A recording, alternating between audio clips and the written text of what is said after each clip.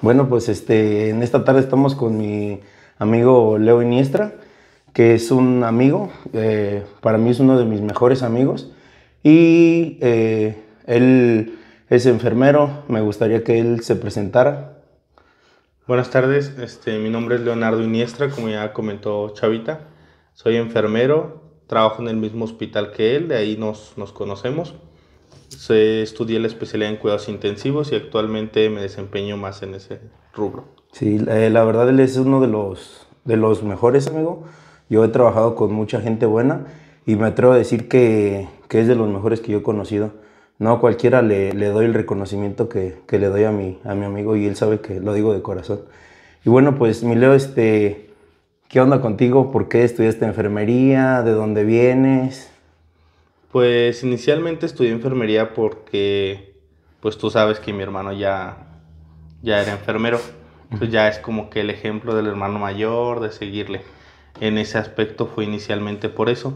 Ya después le empecé a agarrar durante la escuela, le empecé a agarrar más afecto a la carrera y te das cuenta de la importancia que tiene la enfermería y lo sobrevalorada que está lo infravalorada, perdón, que está en los hospitales, porque en realidad mucha gente sigue con el estigma de que la enfermera es la ayudante del médico, Sí. que somos asistentes, que solo estamos para cambiar pañales, y no, en realidad tenemos un campo muy amplio en el que hasta el día de hoy considero que me falta muchísimo por aprender. De hecho, pues podemos desempeñarnos en demasiadas áreas y es complicado ser experto en todo. Por eso lo ideal es, como yo lo hice, hacer una especialidad y centrarte en lo que consideras tú que eres más bueno o lo que más te gusta. ¿Y enfermería qué significa? ¿Qué es? Para lo que nos están viendo, ¿qué? ¿Alguna definición de enfermero, su objetivo? Pues la enfermería es en sí el encargarnos del cuidado de la persona y procurar generar un cuidado holístico. Con holístico me refiero a centrarnos en todas sus esferas, no solo en lo físico, sino también lo emocional, lo espiritual, tratar todas las afecciones de los pacientes y no centrarnos únicamente en una enfermedad como malamente muchas veces lo hacemos, que muchas veces decimos simplemente tiene tal enfermedad, solo dale medicamentos y ya. Y otras veces te das cuenta que el estado psicológico de los pacientes es lo que los tiene más en su problema Una que en sí patología. la patología. Sí. Entonces muchas veces hay que apoyarlos más psicológicamente. Lo vemos, por ejemplo, en urgencias que nos llevan pacientes de crisis de ansiedad, Unas crisis que tú conversivas. dices, ¿qué? O sea, la crisis conversiva, que hasta los dedos se les enchuecan, la Sí. boca, sienten que les da un infarto y todo pues es mental. En realidad muchas veces nos hace falta tratar a enfermería el estado mental del paciente.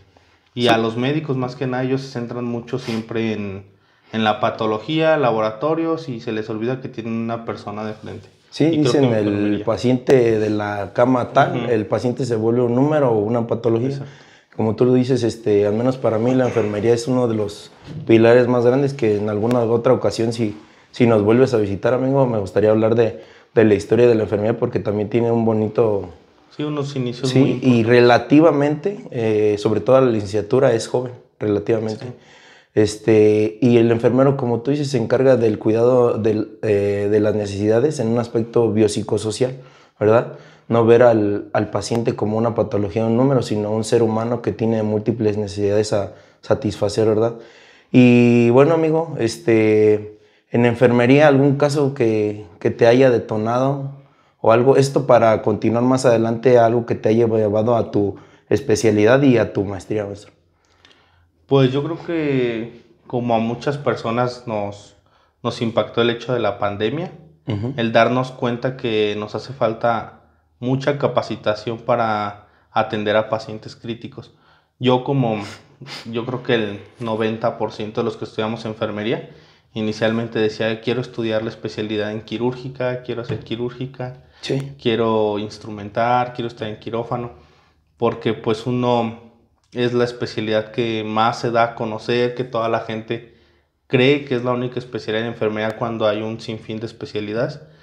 Y entonces llega la pandemia y ya en ese momento te das cuenta que es muy importante las especialidades como cuidados intensivos, porque en realidad en cuidados intensivos tú eres el soporte general del paciente, o sea, tú como enfermería tienes el control de su aspecto ventilatorio con el ventilador, pones su nutrición para alimentarlo, los movilizas incluso para evitar una pérdida muscular muy elevada, haces rehabilitación. Entonces en sí el paciente está en tus manos. Realmente el paciente cuando está en una terapia intensiva, el paciente está en tus manos. Sí. Tú eres todo porque ellos están con sedación, ellos están con bloqueo neuromuscular, no te responden a nada. No tienen ninguna respuesta fisiológica alguna Exacto. para defenderse. Entonces tú tienes que entrar ahí es donde entra enfermería y la importancia de enfermería y de por qué no somos nada más pues, los asistentes del médico, ni hacemos nada más lo que el médico diga por seguir una indicación. Hay que tener criterio propio y hay que actuar en base a las necesidades del paciente y con fundamentación tú puedes hacer hasta donde te lo permita. Hay veces que desde un simple ya comiste, cómo te sientes, yo he visto que al menos me involucro junto contigo, somos de las personas que no llegamos y, el paciente del EBC, el paciente, señor, ¿cómo se siente? A su familia, porque ahí también creo que como enfermero involucras al familiar, ¿no, Emilio? Pues de hecho los familiares llevan una carga muy fuerte en cuanto a tener a un paciente hospitalizado. Creo que el familiar muchas veces se cura el paciente y el familiar termina enfermo.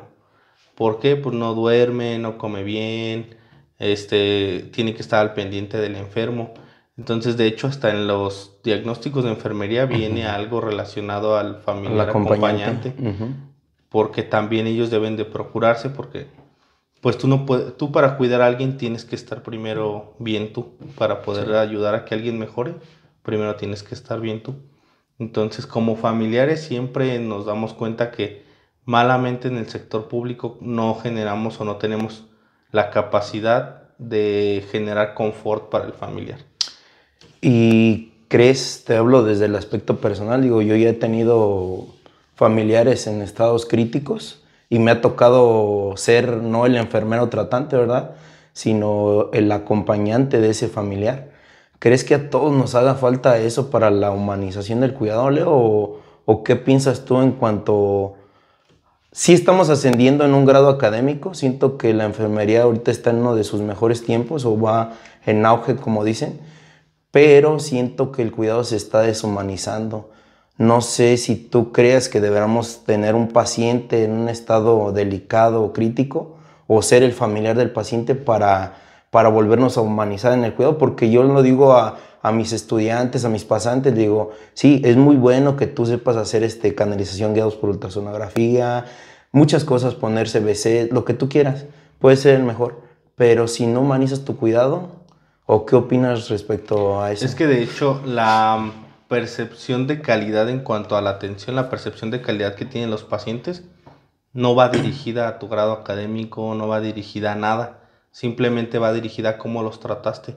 Tú puedes ser el enfermero con menos títulos del mundo, pero con el simple hecho de presentarte, de ser atento con los pacientes, de hacer las cosas por ellos y prestarles un poco de atención, ya por esa parte ellos van a considerar que eres un gran enfermero. Sin embargo, puedes no tener ningún título o viceversa. Puedes tener maestrías, doctorados, especialidades, y si no ves a tu paciente como lo que es una persona y lo tratas mal, el paciente va a tener una percepción de una mala calidad en la atención. Entonces, en el sector público, al menos que es donde he trabajado la mayor parte del tiempo, está muy complicado porque tenemos muchos pacientes a nuestro cargo, o por ejemplo donde trabajamos por funciones, también eso complica hacer un cuidado integral, porque decimos que el auxiliar hace esto, el pasante hace esto, el estudiante esto, el general esto. Entonces ahí ya involucra 5 o 6 personas para tratar un solo paciente, pero cada quien nada más entra, hace su función y se va. Por ejemplo, entra el auxiliar, checa los signos y se va. Entra luego el general, aplica medicamentos y se va. Llega el estudiante, hace sus preguntas para sus tareas y se va. Entonces, creo que es mejor trabajar de una forma integral, que en vez de otorgarnos 8 pacientes como nos dejan, pues que nos dejan a lo mejor 4 pero que tú les hagas todo, desde los signos vitales, todo.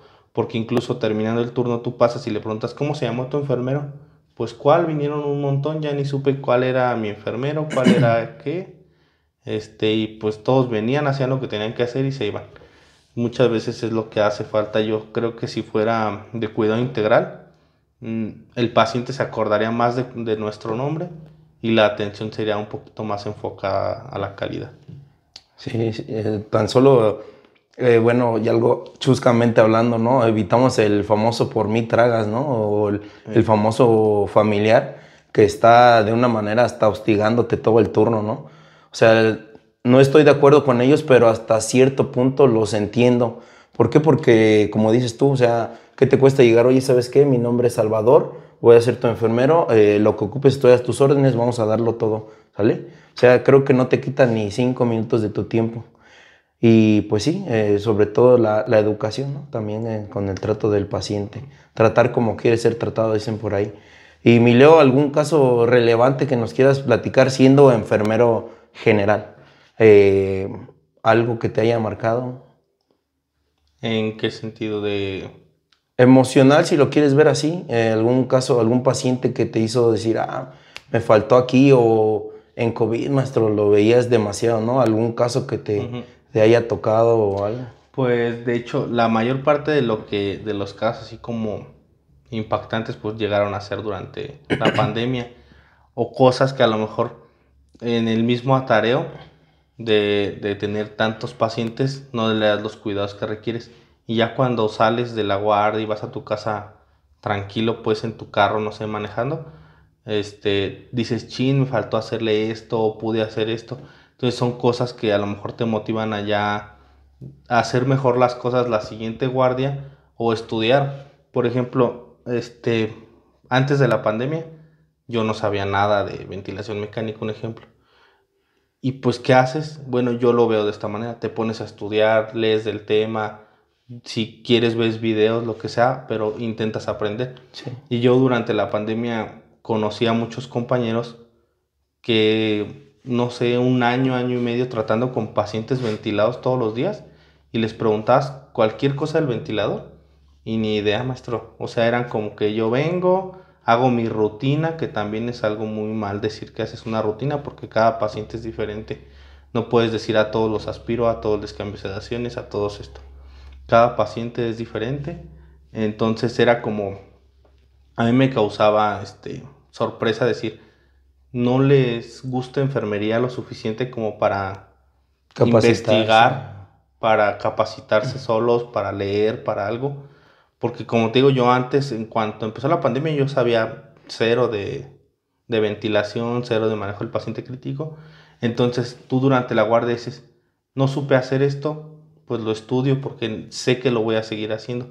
Y te digo, yo veía compañeros que ya un año que siempre les tocaba a un paciente o dos intubados y no sabían ni siquiera moverle nada al ventilador, o sea, y eso era muy, pues me sorprendía mucho decir, ¿cómo te animas a seguir teniendo pacientes ventilados sin siquiera saber de dónde se prende el ventilador? Sí, y te das una idea, porque quieren, no sé, como que quieren abarcar grandes cosas cuando no sabemos, digo, no somos, tan hábiles tal vez para hacer, cálculos ventilatorios y todo, ¿verdad? Pero como dices tú, o sea, todo buenamente está a un clic de distancia de aprenderlo, ¿no? O sea, si te vas antes, pues tenías que ir a la biblioteca, andar con el que sabe, con el que se fue a Estados Unidos a estudiar, con el que se fue a cierto curso. Pero ahorita no te cuesta nada leer un PDF, ver videos de YouTube, que hay buenísimos maestros en YouTube, y creo que en pandemia hasta juntos alguna vez estuvimos compartiendo casos, y oye, Leo, ¿qué harías en este caso? Oye, Chava, ¿qué harías en este caso? Y digo, todos fuimos aprendiendo, ¿no? Y pues sí hubo muchas necesidades. Y mi Leo, ¿por qué intensivos? ¿Por qué no, como dices tú, quirúrgica, en heridas? ¿Qué te orilló a hacer cuidados intensivos? Porque mira que he trabajado contigo en choque y en urgencias, y en electro eres buenísimo, maestro. Pues cuidados intensivos, te repito, es un área de enfermería que, siendo sinceros, considero yo que enfermería es una es muy independiente. Mucha autonomía. Mucha autonomía con tus pacientes y a mí eso me gusta porque, por ejemplo, cuando yo estoy en quirófano, pues no me gusta porque dependes de todo el equipo, se tiene que trabajar en equipo y a lo mejor no se trabaja en equipo, no sé, cuestión de egos, no lo sé. Pero cuando estás en quirófano, pues si eres el circulante, todo el mundo te está mandando. Si eres el quirúrgico, pues nada más estás pasando el instrumental, no digo nada más como algo. Bueno, con todo respeto, Ajá, con todo no respeto. lo digo como algo malo, pero dependes como que del cirujano, dependes del anestesiólogo, dependes de todo el equipo. Y está bien trabajar en equipo, pero al menos en la terapia, pues tú estás con tu paciente, tú estás a cargo de él, eres su soporte, estás pues ahí, al pie del cañón, todo. Y está el médico ahí también, contigo tratando al paciente, pero la mayoría de las actividades o los cuidados recaen sobre enfermería. Siendo un poco realistas, pues los médicos hacen indicaciones, hacen sus valoraciones y el resto es tuyo, porque ellos tratan la enfermedad, ellos tratan y nosotros cuidamos. Eres esa persona que está, digámonos, emotivamente o emocionalmente tomando la mano todo el turno, si lo vemos así. O sea, a lo que voy es que eres esa persona que está constantemente viendo las 8 horas de tu turno, ¿verdad? De ti depende si se hizo esa acción o no se hizo. Pues se siente como un gran logro, por ejemplo, decir, sabes que este paciente llevaba 7 días intubado, ya hoy lo pudimos progresar a CPAP, ya le estamos retirando sedaciones, sientes una satisfacción de poderlo sacar adelante al paciente. O tan solo el hecho de decir, sabes que lo recibí con la Norea 10 y lo entrego con la Norea 5 y se mantiene aún con presión arteriales medias estables. Perfusorias. Entonces esos son logros diarios que tú subjetivamente o indirectamente dices, pues ya lo curé, como malamente a lo mejor en la pandemia bromeábamos que decías cualquier cosa, ¿no? Y ya lo curaste, pues no, en realidad por una cosa no se cura, sino que es un todo. Y de hecho, eso fue lo que me llevó a estudiar cuidados intensivos, el estar al pendiente de un paciente, de ver su mejoría, de conocer más allá lo que le está sucediendo y no quedarme simplemente en, pues tiene una enfermedad respiratoria y hasta ahí, sino que profundizar un poco más con el proceso que está viviendo el paciente y lograr pues que salga adelante, porque esa es la idea de cuidados intensivos, que el paciente sea rescatable y que pueda salir adelante. Y es todo, desde la rehabilitación, desde todo nos corresponde a enfermería. Sí, sí, sí. Es la vigilancia continua del paciente. Sí, tanto así que te das cuenta luego cuando hay un cambio en el paciente. Si conoces ya a tu paciente y sabes, luego te das cuenta que algo le está pasando, que algo no está bien y puedes tomar cartas en el asunto y hacer algo para que no empeore más. Hasta en las notas, ¿no? Digo, no es ataque para nadie ni critico a nadie. Yo tengo grandes amigos médicos y hay veces que por la sobrecarga de trabajo, por una mala computadora, por una letra que se le fue, la indicación sale mal. Muchas veces los vemos y el enfermero, digo, no es que sea más ni menos que nadie, todos manejamos una misma línea, pero si le dices, oye, oiga, mi doctora, aquí se le pasó, no sé, nifedipino de 10 y es de 30, ¿no, mi doctora? Depende de la circunstancia del paciente. También es importante estar viendo. Sí, es un trabajo, al final del día es un trabajo en equipo en el que todos estamos interviniendo para que los pacientes mejoren. Y me refiero a los pacientes que ameritan el cuidado, porque muchas veces las personas no se llega a comprender la diferencia de lo que es una urgencia. Por ejemplo, el tiempo que estuve en una unidad de medicina familiar, me di cuenta que la gente desconoce lo que es realmente una urgencia y que ellos consideran que es urgente lo que para ellos les interesa. Por ejemplo, me llegaba a tocar casos así que decían, vengo por gripa. Le digo, esa no es una urgencia, generalmente tienes que venir con tu médico familiar porque yo estaba en urgencias. Y me decían, para mí es urgente. Así.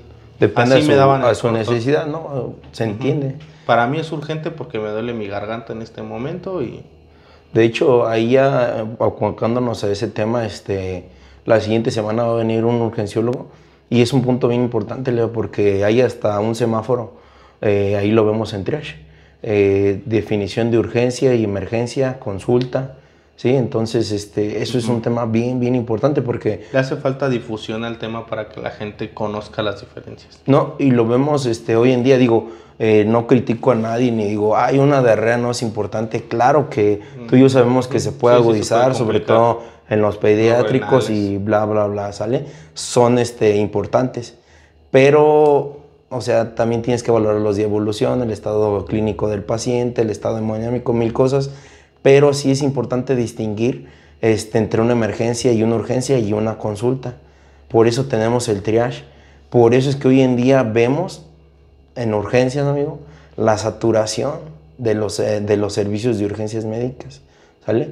Aparte, sí nos hace falta tanto cultura del paciente o del derechohabiente, tanto como del enfermero y de todo el sector médico, que no damos la orientación adecuada. Y hay veces que volvemos a lo mismo de la comunicación efectiva, amigo. Hay veces que ese paciente yo siento que entendería, oye, ¿sabes qué? Mira, llevas 5 días con diarrea, no tienes datos de bajo gasto, de hipovolemia, o bla, bla, lo que quieras decir. Mira, por favor, ve a tu consulta médica, tu médico familiar, esto se puede tratar. Aquí es justificar el porqué y no decir, ay, señor, lleva 5 días con la diarrea, no invente, váyase a un similares, no. Creo que dicen por ahí que en el pedir está el dar, ¿verdad? Entonces, pues tienes toda la razón en ese aspecto, amigo. Pues yo creo que uno de los principales problemas recae en la saturación del sistema de salud, porque, por ejemplo, los médicos familiares atienden 24 pacientes por día, si no mal recuerdo, de los cuales 20 son pacientes crónicos, es decir, hipertensos, diabéticos, renales, renales que entre comillas están controlados y que muchas veces no requieren tanto de una consulta, sino requieren de un resurtimiento de medicamento y hasta ahí. Y malamente ven 20 de ese tipo de pacientes y 4 pacientes del día, gripas, diarreas, lo que sea.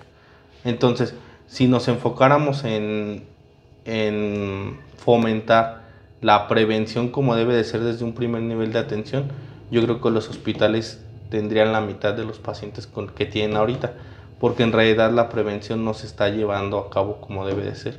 La gente llega al hospital en su mayoría por un descuido, una descompensación, porque pues al final del día gran parte de, no sé, de los enfermos renales, de los diabéticos, pues llegan a ser enfermos renales o diabéticos por un mal estilo de vida, por un estilo de vida sedentario, por desinformación de lo que les hace daño, por desinformación de los cuidados que deben de tener en general para mantenerse saludables. Entonces, si el primer nivel de atención funcionara como se proyecta que debe de funcionar, el segundo nivel, que es los hospitales, pues no estarían tan saturados, porque en realidad tenemos un gran número de pacientes con enfermedades prevenibles, con enfermedades que a lo mejor si te hubieses cuidado más tiempo de tu vida no la tendrías en este momento. Sí, lo vemos, digo, en Celaya se implementan mucho ahora, como que he visto, no sé qué opines, las unidades de primer nivel de atención o unidades familiares. Y muchos de este lado, que estamos en un segundo o tercer nivel, decimos, no, es que ¿para qué? Lo preventivo no deja nada. Claro que deja algo, pero concuerdo con Leo, o sea, siento que no lo estamos direccionando adecuadamente, o tal vez no si sea direccionando, sino que no le estamos dando la difusión adecuada, ni los medios de comunicación adecuados para tener esa prevención del paciente, sobre todo crónico degenerativo. Hablamos, yo siento que somos al menos 5 o 4 patologías básicas: obesidad, hipertensión, diabetes, pacientes nefrópatas y tipos de cáncer, detecciones tempranas, ¿sale? Y ahí podemos meter lo que son esquemas de evacuación. Digo, yo no sé mucho de salud preventiva, pero siento que no se le está dando la difusión adecuada o el manejo adecuado. Esto visto desde yo en un área tal vez de urgencias, de ambulancias, de una unidad de cuidados intensivos. Entonces siento que Pues sí falta un buen manejo de ese aspecto. Pues se está haciendo el intento, creo yo, con la implementación de la especialidad de enfermería en medicina de familia, que teóricamente tienen que dar cierta cantidad de atenciones integrales, creo que le llaman de esa manera, en donde ellos revisan al paciente todo, realizan una somatometría, les miden la presión arterial, la glucosa, revisan laboratorios, toman Papa Nicolau, las programan para Somatometría. mastografía, todo lo necesario para una prevención. Sin embargo, la población coopera poco la población y pues muchas veces no nos importa hasta que ya tenemos la enfermedad encima. Muchas veces como de, si X persona Lo ves vivió lejano a ti. 30 años diabético, pues yo puedo vivir igual. Y sí, o sea, no es el tiempo de vida, sino la calidad. Tú puedes vivir 100 años y 50 enfermo, ¿qué calidad hay ahí? Sí. Si te la pasas enfermo, haciéndote tratamientos y todo eso, se pierde la calidad de vida y de hecho, pues es preferible calidad de vida que cantidad. Bien dicen que los primeros años de una enfermedad crónico-degenerativa son los que van a marcar la posterioridad del estilo o la manera en que va a vivir el paciente con la patología, ¿verdad? Y mi Leo, abocándonos a tu especialidad, amigo, ¿a algún caso que nos quieras comentar del área de cuidados intensivos, del área como enfermero, algo relevante para ti, amigo? Pues mira, durante las prácticas, yo las hice en otro estado, no aquí mismo en el estado de Guanajuato. Y mis prácticas hubo un caso muy sonado de un accidente, porque es lo que fue un accidente.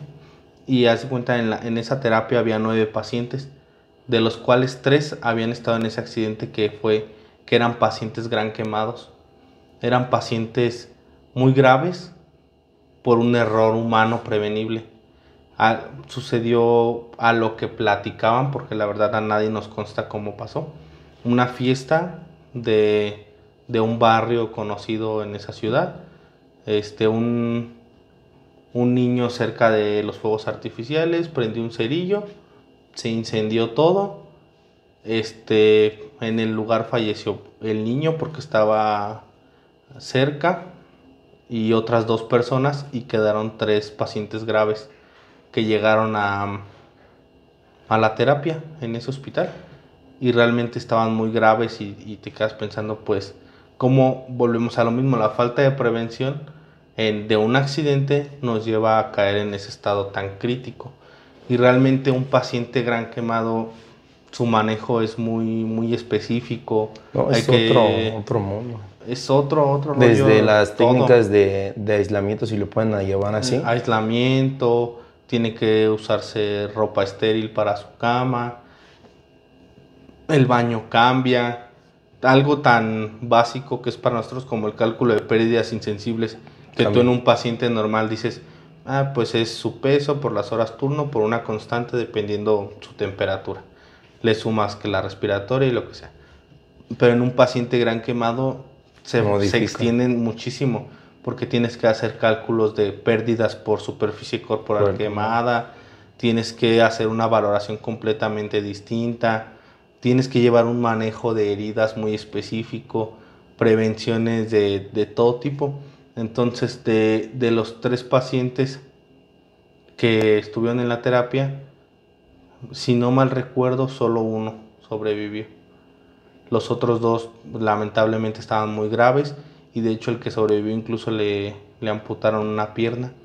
Y él, más allá de todo psicológicamente, pues al final de los días que lo pude ver, él estaba con delirium, pues derivado de la sedación prolongada, muchísimo dolor derivado de las quemadas, porque en sí pues es un ardor continuo.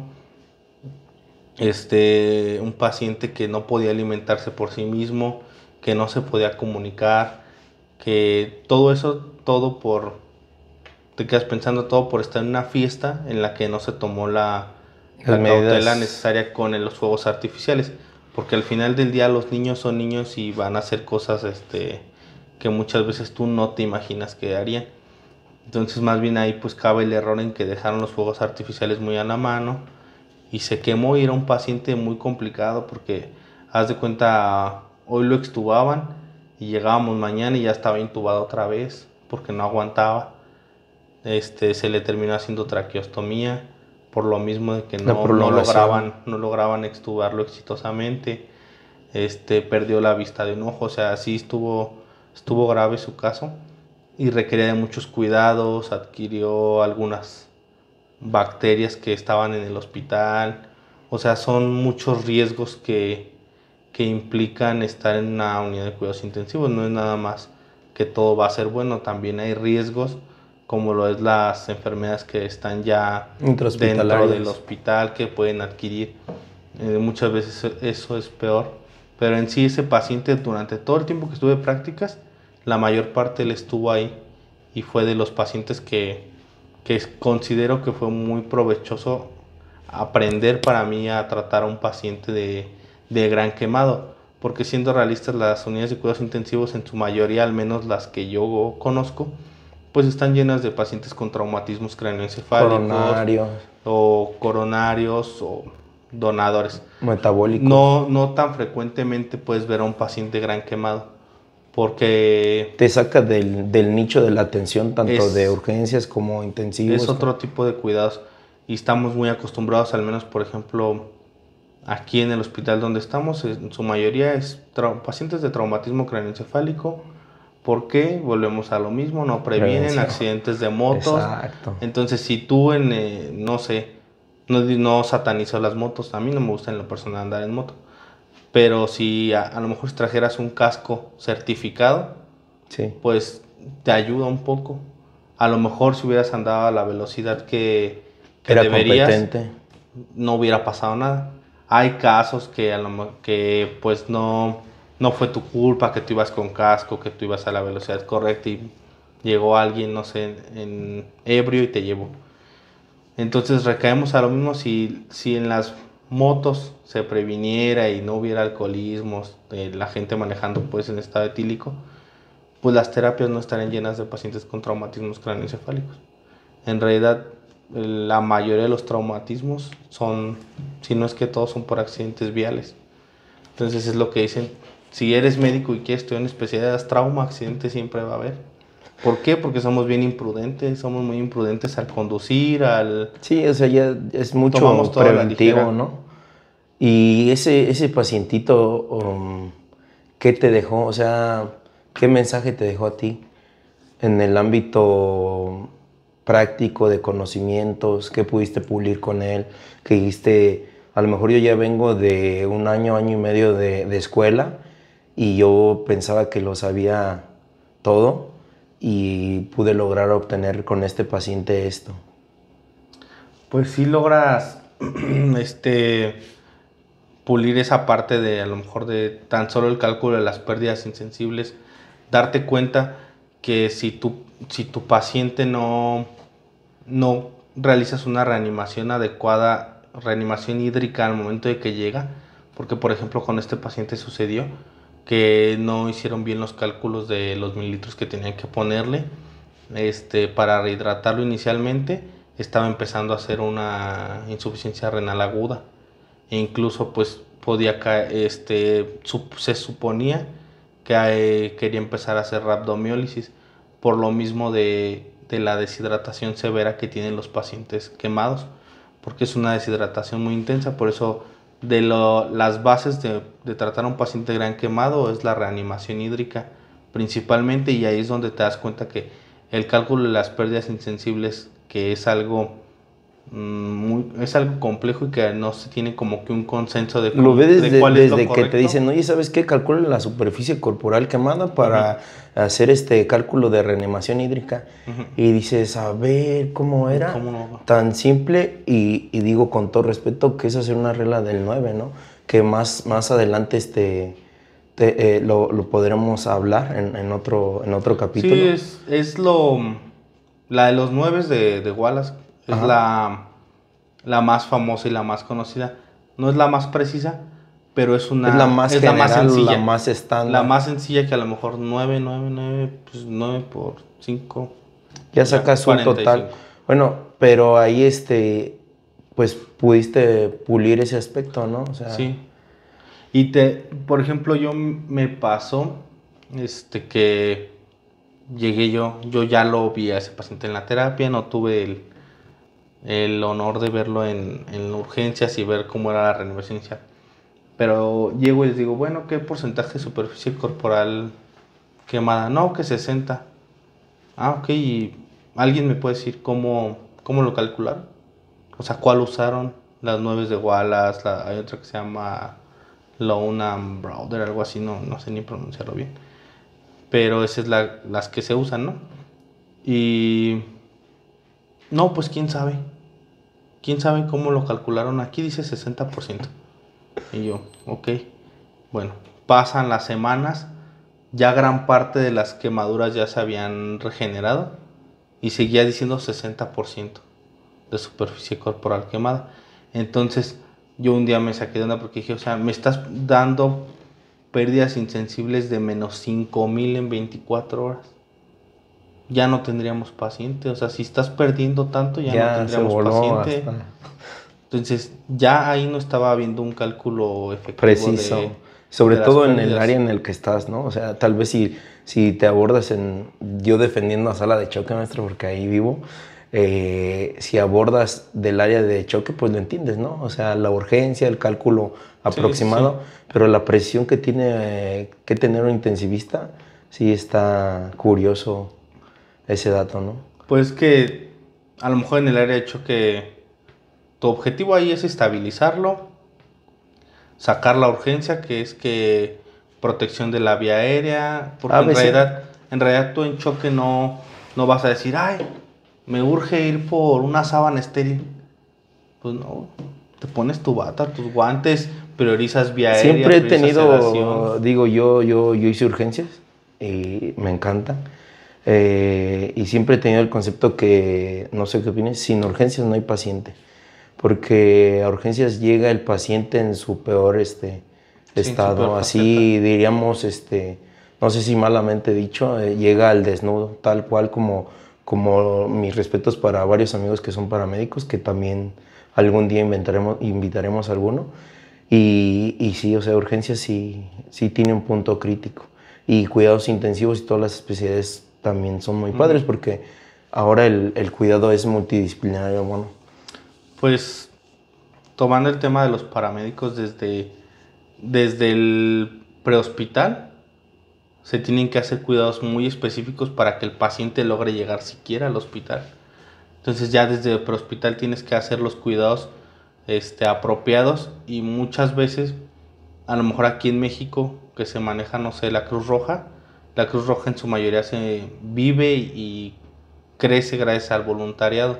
Y eso es muy bueno, sí, pero si es gente voluntaria, pues capacítalos para que sepan bien cómo actuar. Hace, no sé, aproximadamente unos 7, 8 meses me invitaron a dar una plática a nivel prehospital sobre el manejo de fármacos vasoactivos, sobre el cálculo de dosis y esas cosas. Sí, sí, sí. Entonces, creo que muchas veces si llegas tú a la escena, evalúas que tu paciente está hipotenso, haces una evaluación rápida si es respondedor a volumen o no, te das cuenta que no, y tienes los vasoactivos a la mano, ese punto hace la diferencia para que los 15-20 minutos de traslado tu paciente llegue vivo Al a hospital, urgencias, una al área de atención. choque y a evitar el menor daño posible porque generas que manteniendo bien la presión arterial pues se perfundan bien todos los órganos vitales, los órganos blandos.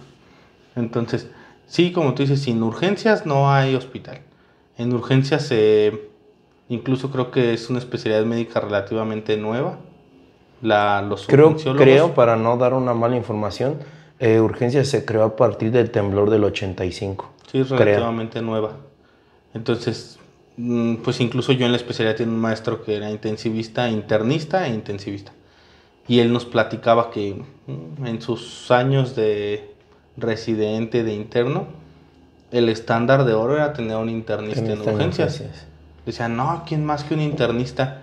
Y te das cuenta que ahorita un internista no es tan efectivo en urgencias. ¿Por qué? Porque un internista pues te pide muchos estudios, esto sí son muy buenos los internistas, no lo niego, pero a lo mejor el enfoque de un urgenciólogo y un internista ya es muy diferente. Y ya tú estás en una terapia, te das cuenta, por ejemplo, dices, este médico viene de urgencias, de urgencias hizo intensivos, te das cuenta porque quiere todo rápido, quiere que el paciente se cure de un rato para otro, que le urge el catéter, que funcione, que esto.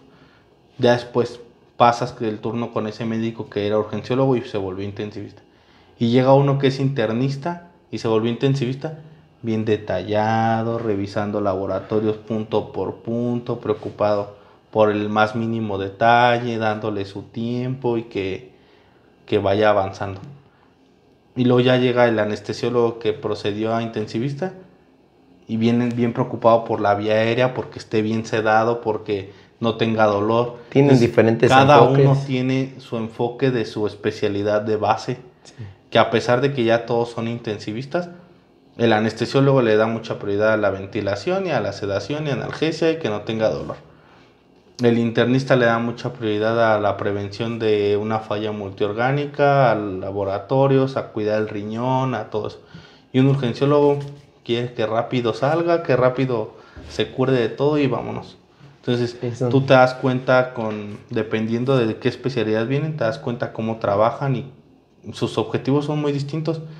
Cuando a lo mejor ya los tres son una sub, y el objetivo debe ser el mismo, llevar de la mano al paciente poco a poco para progresarlo y darlo de alta de la mejor manera. Entonces, retomando lo de urgencias,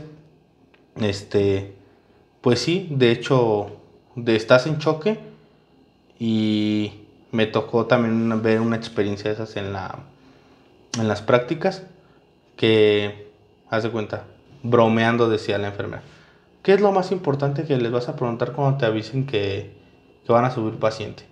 Y tú, no, pues el diagnóstico que requiere. No, lo más importante es saber de qué lado trae el catéter. Y ya nada más nos daba risa. Y dice, ¿por qué? Porque es de cómo vas a acomodar tu sala, de qué lado vas a poner tus bombas, de qué lado vas a poner tu ventilador.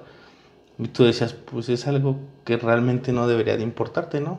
Sí es como disminuir tiempos al momento de instalar al paciente, pero por ejemplo, yo dije, ¿por qué? En general yo he oído muy mala perspectiva de los intensivistas. Todo el mundo dice que los intensivistas son bien creídos, que se siente, que saben mucho, que son bien exigentes. Y ahí pude darme cuenta, o sea, llegó la compañera de urgencias a instalar al paciente a la terapia y ¡fum! Se le dejaban ir 5 enfermeras de la terapia. Y luego y todas a preguntarle, le falta la pulsera, le falta esto, le falta lo otro, la fijación del tubo está bien mal, viene con un montón de secreciones, o sea, a atacar. Y tú te quedas pensando, no, pues por eso le temen tanto a subir paciente a la terapia. Incluso tú aquí en el hospital dices, ching, va a pasar terapia, ¿quién me lo va a recibir? Porque ya sabes que el mínimo detalle te lo quieren sacar como pendiente. Y yo soy de la idea de que el que saca muchos pendientes es porque es flojo. Siendo realistas, el que te pide 20,000 pendientes es porque no quiere trabajar. Porque en realidad es una continuidad de turno. Que sí hay cosas que entran como omisión del cuidado. Decimos por ahí, no vas a hacer en 15 minutos lo que no hiciste en 7 horas y media. Entonces, hay cosas que sí entran como omisión del cuidado, ¿no? Que debiste de haberlas hecho a tiempo para prevenir. Pero hay muchas cosas muy, muy banales que muchas veces nos preocupan más. Digo, si son milimaneses como una pulsera o algo así, no digo que no esté bien porque va en la identificación. Va en los correctos, y en las metas internacionales y todo eso, pero son cosas que se pueden hacer en día. Ya abocándonos a aspiración de secreciones y todo eso, pues creo que sí, y ser empáticos con el compañero que te lo está entregando. Porque la orientación, ¿no? Sobre todo en el pedir está el dar. No, o entender, pues, por ejemplo, guardias pasadas me tocó que un compañero, yo estaba en urgencias de observación, me iba a pasar un paciente de choque, mis pacientes de observación estaban relativamente tranquilos, tenía uno de trauma, sin soluciones, o sea, relativamente tranquilos mis pacientes. ¿Qué hice? Pues fui a choque y le ayudé lo que más pude, ¿no? Para para que el paciente pasara lo más estable posible. ya sin esas cosas tan de poca relevancia. O sea, puliste más el cuidado del paciente nada más, junto con tu... No, para ir viendo cómo estaba el paciente, lo que iba a necesitar. Entonces, porque entiendes que a lo mejor él te pasa rápido al paciente de choque observación, por la pero saturación. pues tiene otro paciente allá esperándolo. Entonces, muchas veces nos falta empatía entre nosotros mismos. O sea, bien dicen, ¿quién es el peor enemigo de una enfermera? Otra enfermera. No, Así. y lo ves en todos los aspectos, amigo. O sea, no hay peor enemigo, lo ves con los médicos, o sea, unos con otros hacen una escalerita y se van ayudando. Pero si un enfermero ve que está subiendo, te jala la pierna y te tira. Pero sí, amigo. Bueno, ¿alguna experiencia que nos quieras contar antes de casi despedirnos, amigo? Pues en días pasados te sucedió un caso justo ese mismo día. Yo iba pasando, entro a choque y me doy cuenta que está el paciente en paro, ¿no? Estaba el paciente en paro y ya estaban iniciando las compresiones. Estaba una compañera de enfermería, residentes e internos. No había ningún médico adscrito. Entonces ya llego yo y a lo mejor de metiche Yo sé de esto, ¿te puedo ayudar? Pregunté y le dijo, ¿en qué ciclo va?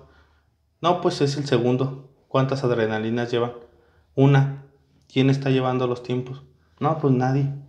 ¿Quién está de líder? No, pues nadie, pues ya me autonombré líder, yo creo, no sé. Saqué mi tarjetita de la Celeste y dije, saqué mi tarjetita y mi card. Dije, yo tengo... yo sé de esto, los voy a ayudar. No. Saqué mi celular y empecé a llevar los tiempos. Algo tan fácil, pero que es tan importante en la reanimación de un paciente. Sí. Entonces, ya termina el ciclo, checamos ritmo, checamos pulso y el paciente estaba con una taquicardia ventricular. En eso entra el médico de base y ya nada más volteé y le dije, ¿tiene un ATV que hay que desfibrilar? Sí, sale hermano, sí. Y ya cargué el desfibrilador, desfibrila él. ¿Tú qué hubieras esperado del médico de base? ¿Qué rol debería de haber tomado él en ese momento? Pues depende del nivel jerárquico que tenga, pero puede médico ser... de base, urgenciólogo, ¿qué rol? Se supone que él debería de tomar el mando, o si no, ahí coadyuvarse o juntarse con el equipo si ve que está dando un RCP de alta calidad, ¿no? Cuidando 5 puntos críticos del RCP, ¿no? Bueno, él desfibrila y se pone a dar compresiones. No sé si ya asimiló o escuchó que yo le estaba diciendo lo que tenían que hacer o dirigiendo la reanimación. Él se puso a dar compresiones y hasta ahí. Da las compresiones, termina el otro ciclo. Volteo y le digo a la compañía de enfermería, prepara adrenalina, 1 miligramo, vamos a pasarle la segunda dosis de adrenalina. Se pasa adrenalina, se vuelve a monitorizar pulso, ritmo. Continuaba el paciente en taquicardia ventricular. Le digo al doc, pues doc, otra desfibrilación. Sí, cargando. Mientras se cargaba ya volteé y le dije a la interna que estaba dando compresiones, le dije, continúa las compresiones en lo que carga el monitor, no te esperes. Ya continuó, se vuelve a desfibrilar. Continúan las compresiones y ya se acerca el doc y me dice, ¿qué medicamento continúa? Y le digo, amiodarona. Antiarrítmico. Si no hay, pues ponemos lidocaína. Y me dice, eso es todo y ya, la choca el doc. Ahorita te la noto, permíteme. No. Y ya iba, ya el tercero, ya tocaba pasar la amiodarona. En eso digo, pues pausa, ¿no? Ya me acerco, checo pulso, ya tenía pulso el paciente, tenía ya ritmo. Y ya dije, ya, no es necesario amiodarona, ya salió. Mi trabajo ha terminado. Y ya llega un jefe de enfermería y la residente, la R más de urgencias, le pregunta que cuál era mi puesto. Y ya dice el jefe, no, pues él es enfermero general, pero tiene especialidad en cuidados intensivos. Y ya no sé, dice la doctora, nada, pues felicidades, nos dio aquí un curso de ACLS a todos.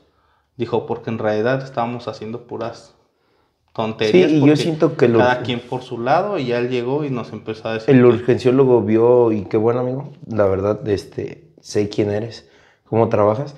Yo creo que el urgenciólogo vio eso en ti, ¿no? Y dijo, respeto que ahorita tiene el jefe del equipo o el mando, o el que está dirigiendo el código Mega, y vámonos, ¿no?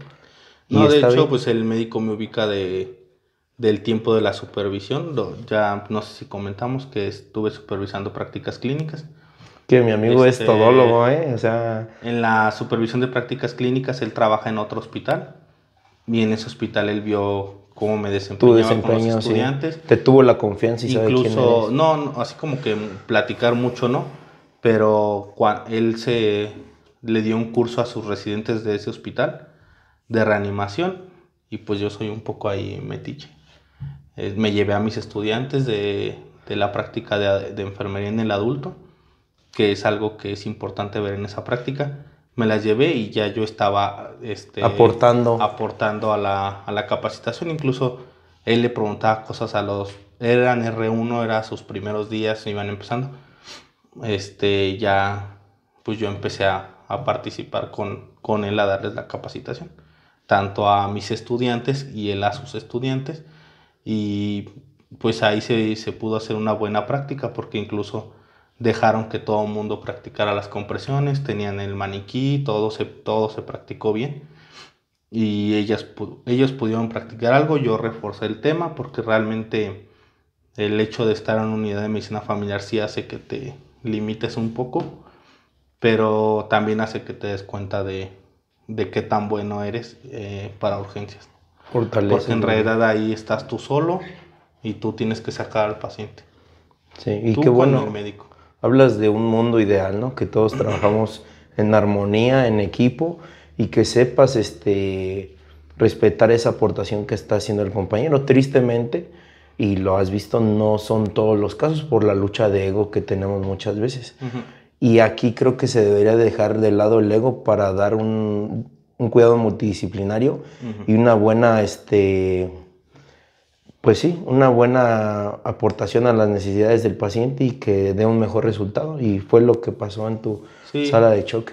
sí, se presta mucho el ego y muchos médicos que continúan con eso de que el enfermero no sabe y que es el ayudante. Y no, en realidad muchas veces se tiene más actualización y ellos pues les hace falta un poco de humildad para aceptar que a lo mejor ya no están actualizados. Porque también me llegó a tocar situaciones en que un paciente en paro y decían, no, que el ACLS dice que atropina. Y yo, espérate, el nuevo ya no dice que atropina, te hace falta actualizarte.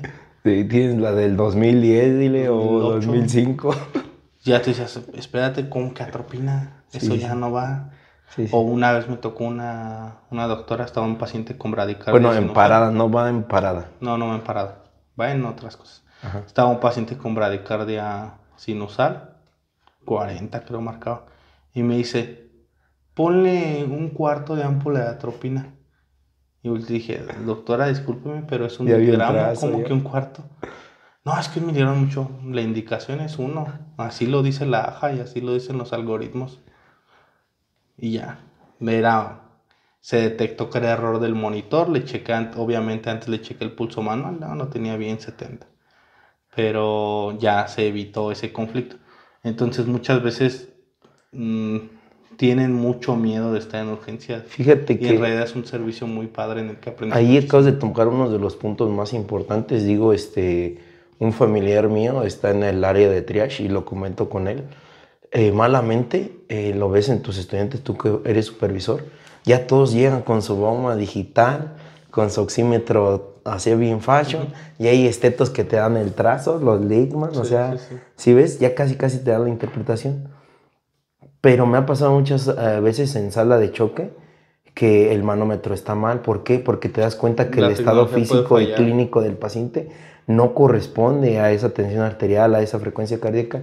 Y qué bueno que tocas ese tema porque sí me gustaría decirle a todos que corroboren la clínica con los parámetros que está dándoles ese monitor, eso digital que siempre falle. Y si a su alcance está lo antiguo, un baumanómetro manual, el estetos, auscultación de campos, chequeo de pulsos, todo hay que hacerlo de ley. Sobre todo si tienes el tiempo, digo, lo podríamos justificar por la sobrecarga de trabajo, pero si tienes el tiempo, realizarlo. Y esto también te va a ayudar a ir puliendo más tus sentidos, porque muchas veces el enfermero ya no sabe distinguir entre focos cardíacos, en sonidos pulmonares, ya no sabe los tipos de pulso que hay. las presiones, la presión arterial media y los pulsos que puedes tener en cada arteria.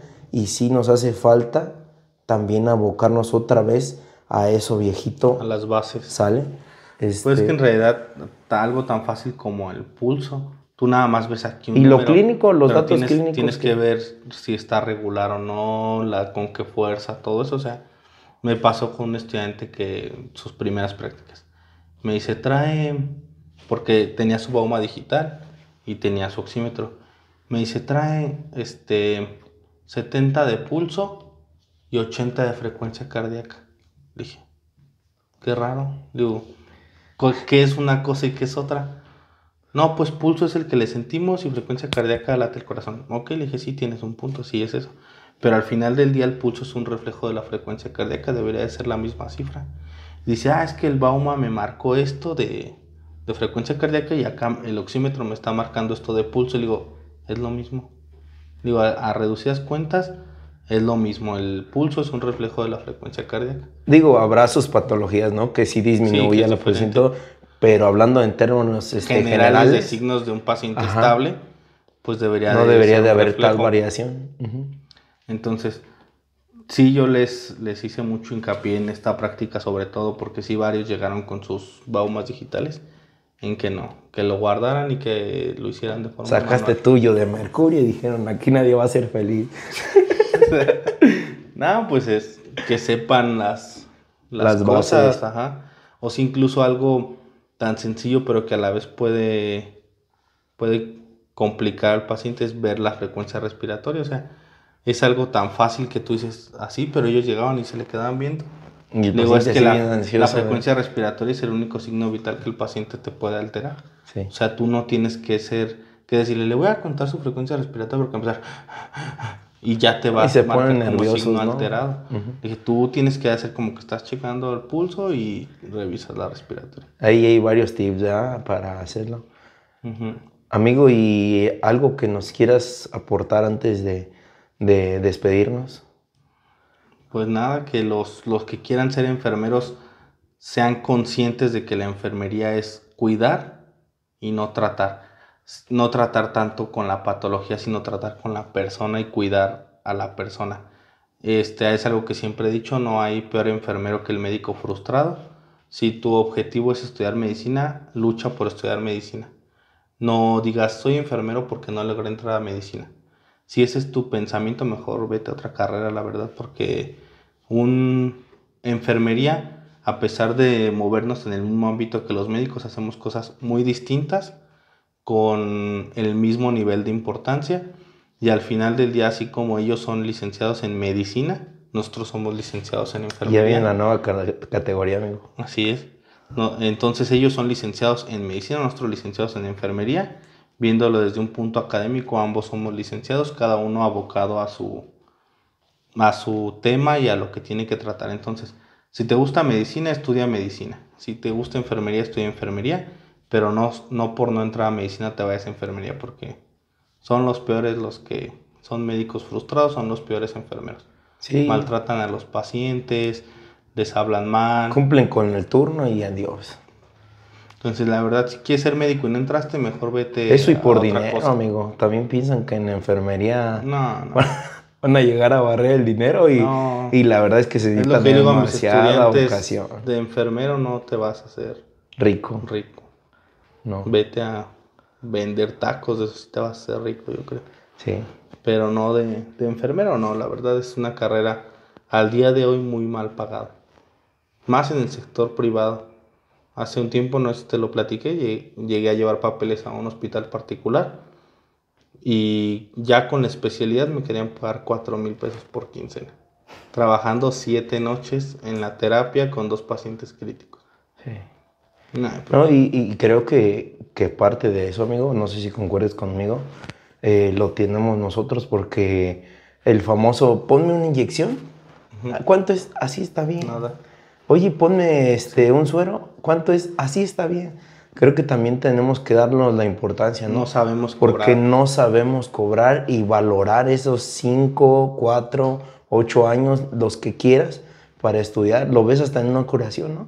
Ay, joven, pues ¿por qué me está cobrando no me echo 300 jabón. pesos y nada más me lavó como ropa? Oiga, señora, pues entonces, ¿por qué estudié 8 años de mi vida? No, pero lo que no sabe la gente es que tú en tu mente dices, es una herida abrasiva, con exudado abundante. Y ya con traes el trasfondo del proceso de cicatrización. ¿En qué Tan etapa solo con está? una inyección intramuscular dicen, pues nada, me picó la nalga. Pues no, o sea, es ubicar el cuadrante superior externo, hacer tu asepsia, la técnica correcta 90 grados, succionar para ver que no estés en un vaso, es evitar dañar el nervio ciático, o sea, Son es muchos trasfondos. el hecho de saber cuánto es lo máximo que le puedes poner intramuscular, qué efectos adversos puede causar el medicamento y qué vas a hacer si ese medicamento le causa un efecto adverso. Sí. O sea, no, para poner inyección, siendo realista, sí, cualquiera te la puede poner, sin embargo, no lo haces de la forma correcta. Diría un amigo y jefe de Cruz Roja, que lo estimo mucho, cualquier chango sabe hacer las cosas. Si tú le enseñas a intubar, un chango lo va a intubar. Si tú le enseñas a canalizar, un chango lo va a hacer. Pero el humano tiene el trasfondo, el raciocinio, la justificación, la fundamentación del por qué hacerlo, ¿sí? Cualquiera te va a poder saber poner una inyección intramuscular, pero el trasfondo, la fundamentación, solo alguien que realmente se abocó a estudiar. El tema. Entonces, sí, yo al menos en ese aspecto sí quiero decirles que impulsemos la enfermería, que la hagan valer. Ahora sí que la quemada de pestañas que no se en vano, amigo. Exacto. Y si van a hacer algo, pues ya es... Y quitar el estigma de que somos asistentes, cambia pañales. Fíjate que estaría hablar en alguna oportunidad que tengas, estaría bien hablar de la historia de enfermería, porque también tenemos nuestros inicios ahí medios turbios, Pues pero en las guerras frías. Entonces sí me gustaría que en algún otro capítulo, si tú tienes disponibilidad de tiempo, amigo, y si ellos quieren, pues volvernos a entrevistar, amigo, y pues muchísimas gracias, hermano, una vez más, mi Leo, y pues me despido. Mi nombre es Salvador Leo Iniestra y esto fue Goldos Master Podcast y les deseo mucho éxito y triunfo. Bye.